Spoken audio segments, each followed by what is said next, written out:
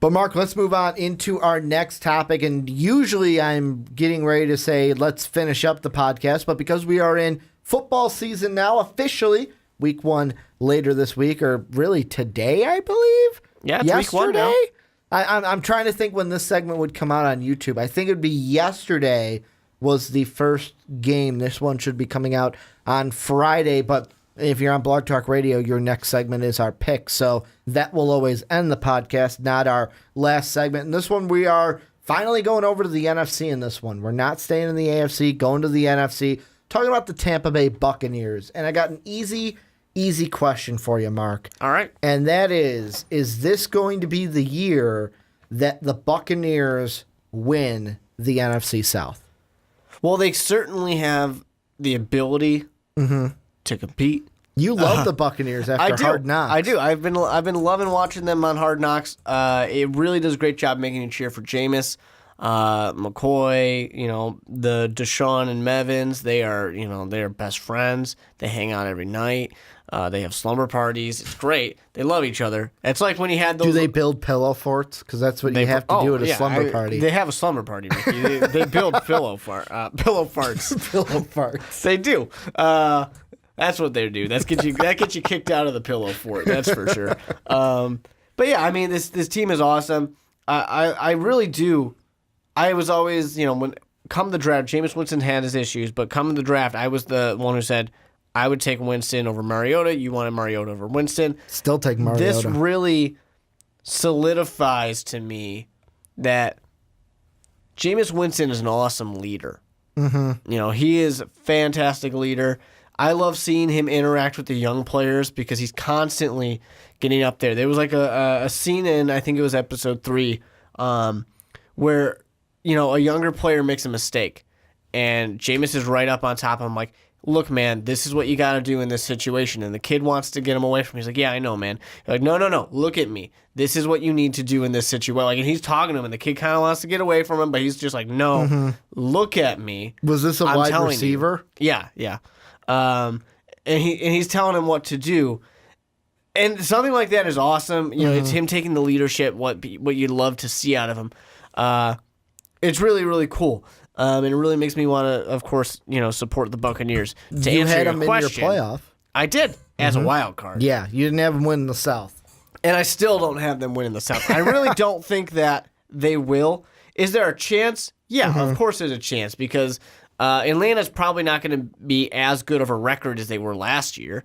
And Tampa Bay will be a better record than they were last year. But still, Atlanta is an amazing team. It's hard to say, but I think they're an even better team than they were last year. They probably won't get... Well, it's not just going to be the offense. Last year it was really the offense that moved them forward. I think this defense is going to be better for them. And for Tampa Bay, better defense as well, better offense. Should hopefully have a better running game as well. They just have so many awesome weapons, and I love O.J. Howard and what he can do for this offense. I love Deshaun Jackson being out there with Mevins.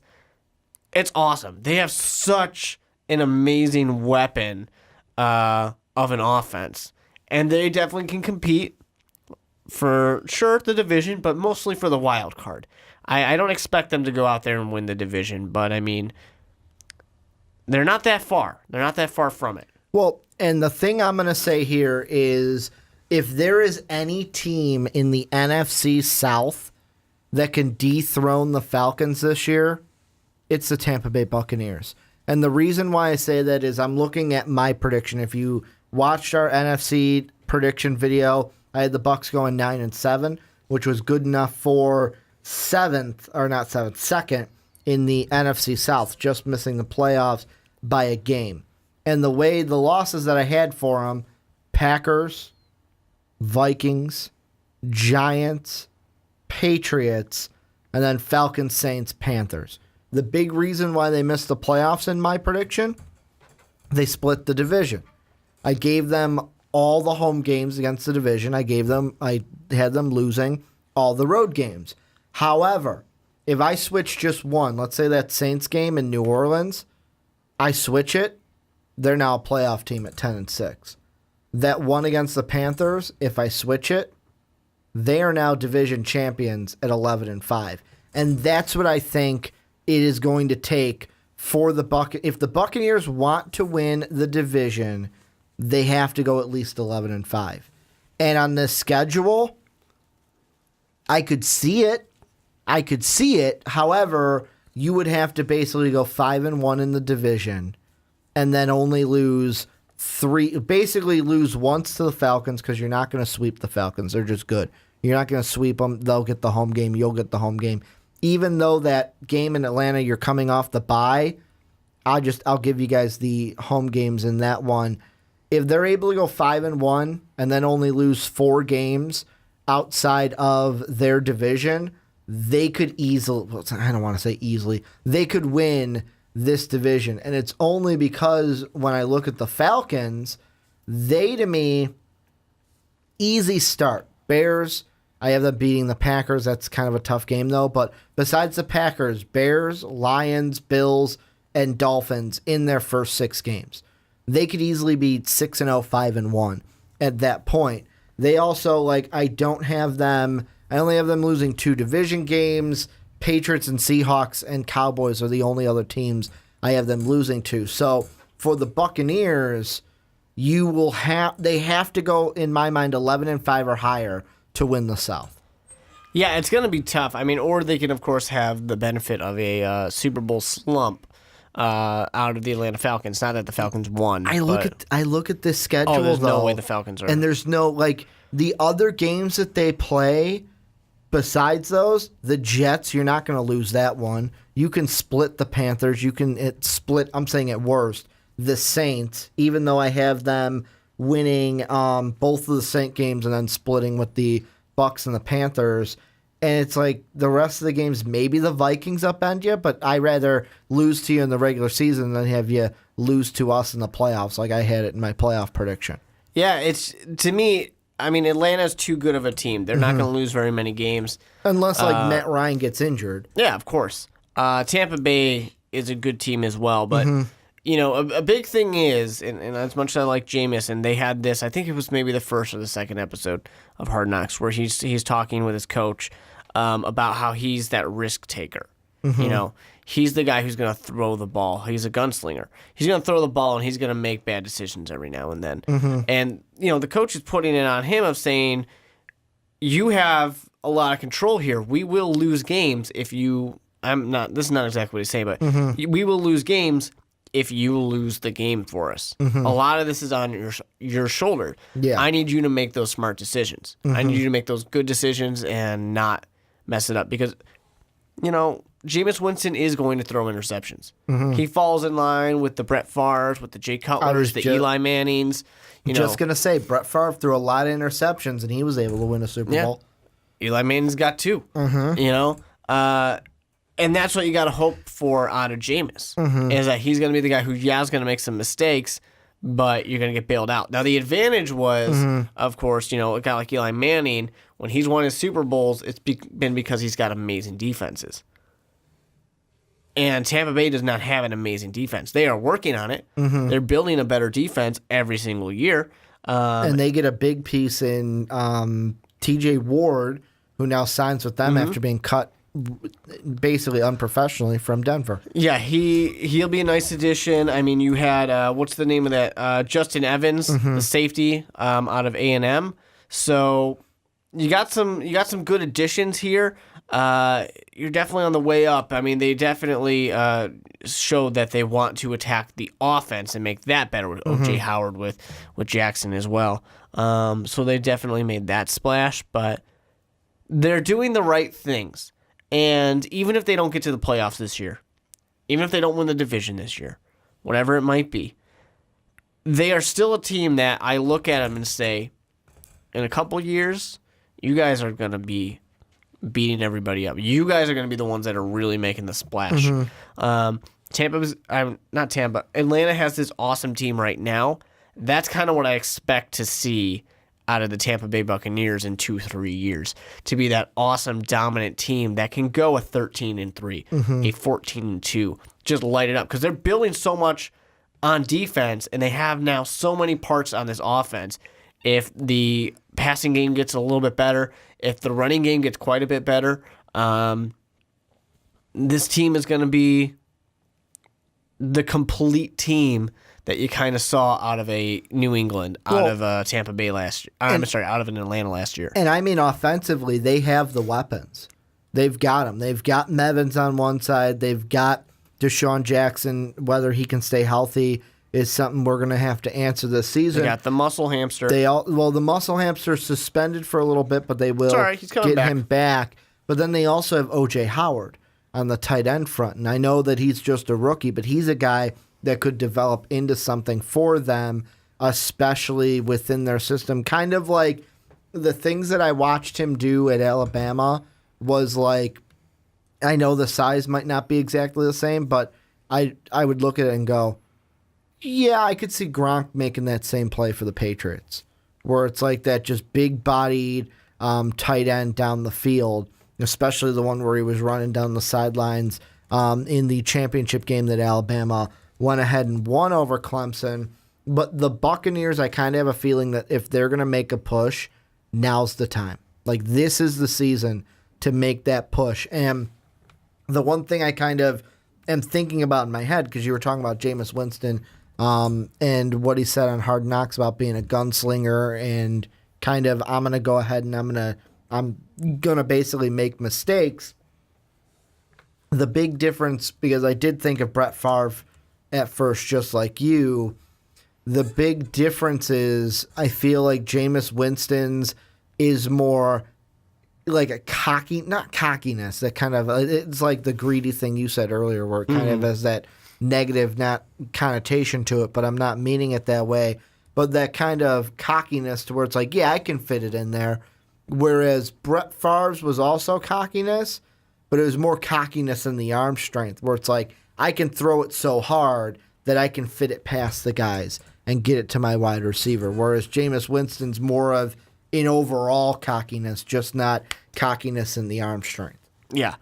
Yeah, and it'll be interesting to see. And he is a guy who's going to say, I can be the game changer. I can be the guy who saves it. Because in college, he was a game changer. He saved the day. Until he ran into Marcus Mariota. Yeah. And he's going to try and do that in the NFL.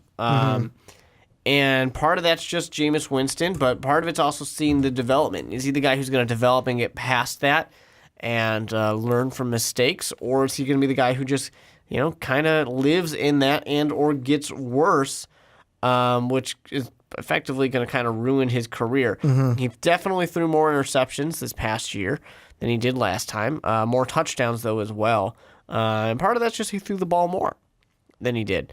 So we'll see what happens with that. We'll see that the progression and this is only his third year playing, so he's got a lot of time to grow and to become a better quarterback and to become a better decision maker and all of it. Also, the little jab I'm gonna put out, because you mentioned earlier how I'm on the Mariota side and you're on the Winston side. Let's not forget, and there are only 2 meetings in both college and the NFL. Mariota's 2-0 against Winston. Yeah, beat him in the college football playoff, and then went ahead and beat him 42-14 in their first meeting after being in the amount of 1-2. Injuries. Okay, we're gonna go that route. I mean, that's how we start. That's how we started everything off, talking about Andrew Luck. But keeping this back on Jameis Winston and the Bucs, I don't to answer the question fully, I don't see them winning the division this year. No. I think what it's going to be in the NFC is, if they're going to make the playoffs, it's going to be a wild card. And when I say wild card, it's not going to be like 9-7. It's going to be, wow, that was a 10-6 Bucs team, but that Falcon team was a win or two better. They were just a step or two ahead in the win column. And to me, the teams that they're going to be trying to fight off are like the Eagles. They're going to be trying to fight off the Cowboys. They're going to be trying to fight off the Vikings, maybe the Cardinals. The Cardinals are kind of on the outside to me. Mainly Vikings, Eagles, and Cowboys are the 3 teams that they're going to be trying to fight for 2 playoff spots. Yeah, I don't necessarily agree with the teams you listed, but yeah, they're going to be competing with teams for the wild card spot. Which teams would you say? Because you have the do you have the Cowboys winning the division? I do forgot. have them winning the division. So switch Cowboys with Giants. With like the Giants or the Eagles. Actually, Yeah. the Giants missing because of the Eagles. But I wouldn't put your Vikings in there in the slightest. They're 0-16 this year. That's a joke. Don't get angry. Yeah, I mean it's really just mostly that NFC East that I think makes a huge splash. Yeah. There could be some surprises out of a Notice team how like both of us didn't say the Lions. I actually was Could just be a about. I was surprise. just about to say there could be a surprise out there, like a team like the Lions could do it. Who knows? Anybody Or but the Vikings. Redskins. Or the Bears. Could be 16-0. When's Trubisky starting? 16-0. In that scenario, when's the GOAT 2.0 starting? Week 1. Week 1. After Glennon gets hurt on the first play. You would do comes in that. and You would play a 16-0. franchise to get Glennon hurt so that Trubisky could start. Well, you guys don't want to know about what I did to the Jets in Week 1 against the Bills. How'd that go? When they lost 43-0. It was great. I mean, I didn't let McCown throw the ball. So that's kind of why And you blatantly they lost. told me you tried to get him injured. Yeah, I wanted him to get hurt because I wanted Hackenberg. Hackenberg to play. So then I just did the. You couldn't just bench him and let Hackenberg play? No, I wanted it to be like Tom Brady. Or do what I did in my Chiefs franchise at your house. Just trade him away like I traded Who the away hell's Alex going to Smith. trade for McCown? I mean, seriously, who's going to trade for him? They'll fill your pop machine for a year. You know what's interesting about McCown? What? Is the fact that, and I like that reference, by the way, is the fact that he has played just consistently on the worst team in the NFL. It's impressive, right? Now he's on the Jets. I mean, he is the high school teacher, or was the high school teacher, the coach. Yeah. But with the Bucs, just any final thoughts before we get on into our picks for Week 1? No, I mean, I would not be necessarily surprised if they managed to win the division because they're a good team. But I don't expect it. I do expect them in the playoffs, though. No, right now I'm going to stick by my prediction. They're going to miss the playoffs by a game. However, I could see them 10-6 making the playoffs, but it would be as a wild card team and not necessarily as a division winner. I just think the Falcons are going to be just as good this year because their schedule is muy fácil. Muy fácil is their schedule. That means very easy for people who do not speak Spanish. But this is where you guys come in. Let us know down below in the comment section. What do you guys think? Could the Buccaneers win the division? Could they get to the playoffs? Are they going to be a wild card team? Let us know what you guys think down below in the comment section.